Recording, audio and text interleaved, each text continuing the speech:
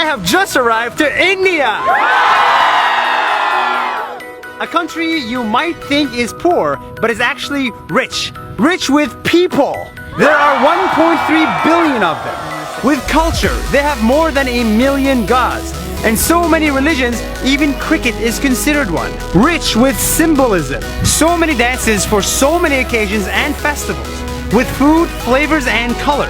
India is rich, and for the next 20 days, my goal is to become as Indian as possible. So I'm turning vegetarian like many of them. This is my last piece of meat. I'm dressing up with more colors, and I'm trying my shot at their religion, cricket, unsuccessfully so. If in the next 20 days I can capture 1% of India's magic, then I'll be rich just like them!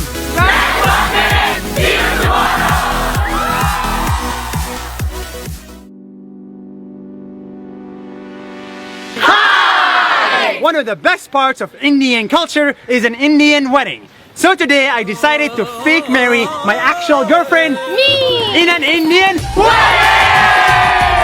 Here's how our Indian wedding went. The day before, we got the henna, the jewelry, and the fancy clothes and invited all of our Indian friends. On wedding day, I, the groom, arrived on a beautiful horse, surrounded by good-looking friends and lots of fireworks and music. And then I waited for my bride to arrive. She did arrive on a boat, then was carried by 4 men to meet her new husband. Together, we performed Hindu rituals to unofficially become husband and wife. And from that point on, our Indian wedding began. With amazing food, dance, and music. It's true, our wedding was not real, but the richness of Indian culture, weddings, and people are as real as they get.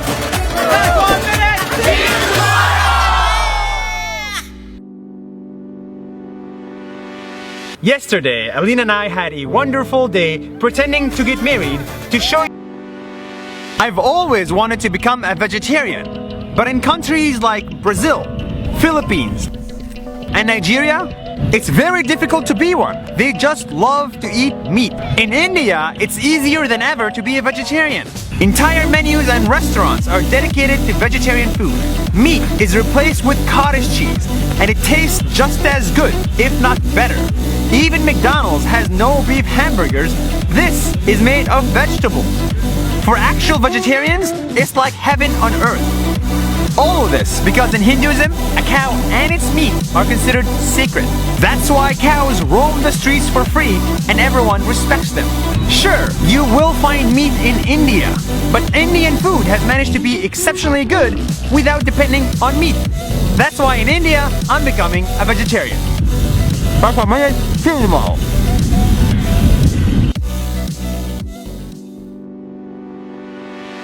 What you see behind me is real fire eating human corpses, because I've just arrived to the city of Varanasi, where people come to die. It's the holiest city in Hinduism. It lies on the banks of the Ganges River, where millions wash their sins away by bathing in its water.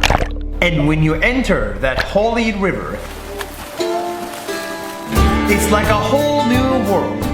It will make you pure again. And if you die near Ganges, you will attain the moksha, the eternal liberation. That's why at the end of their lives, people come to die here. At Varanasi, you will find daily rituals to pray for the river god. Here, you'll find daily cremation of bodies. You'll even find extremist agoris who eat the dead corpses and wear their bones. Varanasi is a spiritual powerhouse. It's one of the most raw, human, chaotic places I've seen, yet I found it to be the most peaceful one yet. That's 1 minute. See you tomorrow. Hi, I have just arrived to an engineering school in India where 1.4 million students apply every year. Yay! But only 10,000 of them get in. That's an admission rate worse than Harvard and Stanford. It's the IIT engineering school in India, a country where millions aspire to become engineers. Because in India, people are smart.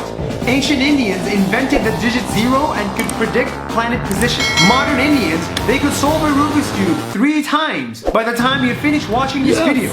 They could run companies like Google and Microsoft because the CEOs are both Indian. Inside the dark alleyways in India, you'll find beautiful technology offices where people are trying to code the next Amazon or Google. With 1.5 million engineers graduating every year, it's only a matter of time until the next Mark Zuckerberg is Indian. That's in minutes. See you tomorrow. I love it. When you think of a slum, like the one behind me, you think of poverty, danger, and unemployment. That's what many people think when they see the third largest slum in the world, Dharavi in Mumbai, India. From above, it's where 1 million people live in tiny houses. But from below, this is much more than a slum. It's a place that generates $650 million every year. It's where I saw a huge recycling business, pottery business, leather, and garment business. This product was made in Dharavi, not Milan, not New York, or Paris. Here, I struggled to find someone who was not working. Even inside houses, women were working. And those that were not, I found them cleaning. Because even with dirty roads and no toilets, houses are clean inside. Dharavi is an economic powerhouse filled with huge businesses, engineers, artists, and hard workers. It just so happens to be called a slum. That's 1 minute. See you tomorrow. Namaste! Namaste! It's my last day in India. And in the past few days, I have tried to become as Indian as possible. I dipped my body in their holy river, the Ganga. I ate, like many of them, vegetarian food. I visited their pink city, Jaipur, spiritual city, Varanasi, and their slum city, Dharavi. And I got arrested by their police for droning. I played their sport of cricket, helped in cleaning their parks, celebrated their Deepavali festival, learned from their smartest, and hung out with their richest. Heck, I even got married like many of them. But as much as I tried to become Indian, I realized one thing. This country has more than 1 billion people and 1 billion cultures. Yeah! And everything I did was only 1% of what India has to offer. With words, India is one of the most diverse, welcoming countries in the world. Without words, India is... That's 1 minute.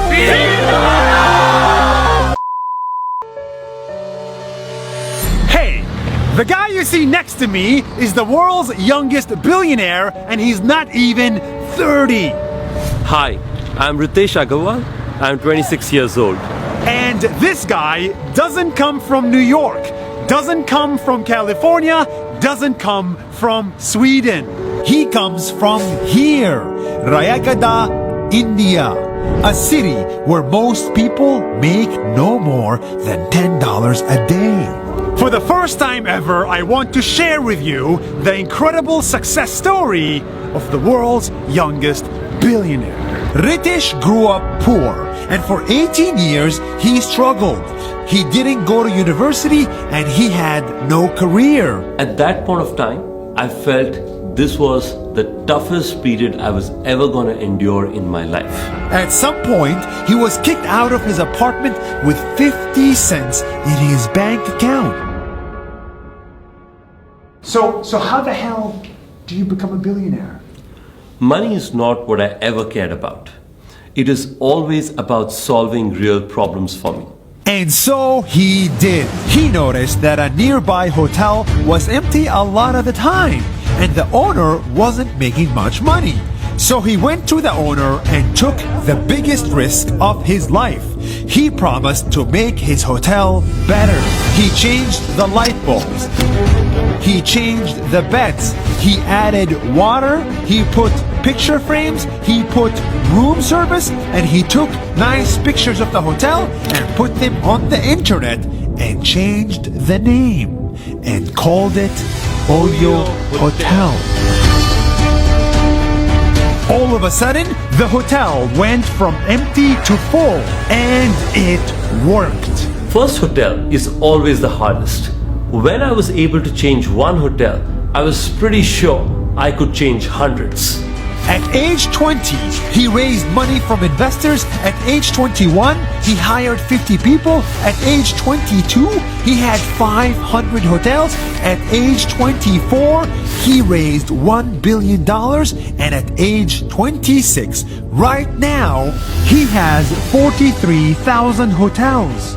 and built the second largest hotel chain in the world, and he's not even 30 years old.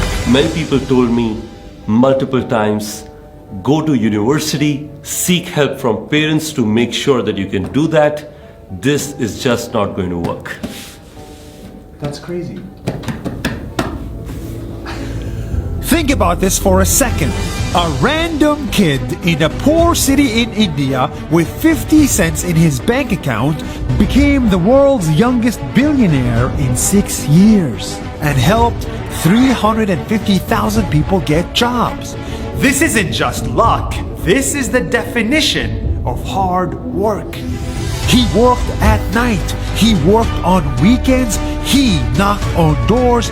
He guessed people's emails. He begged to get meetings. And he succeeded even when all the odds were stacked against people that looked like him. But I do believe in luck. I believe if you work hard, your probability of being lucky increases dramatically. When you don't let your nationality, ethnicity, age, university background, family status, or gender come in the way, You will achieve greatness.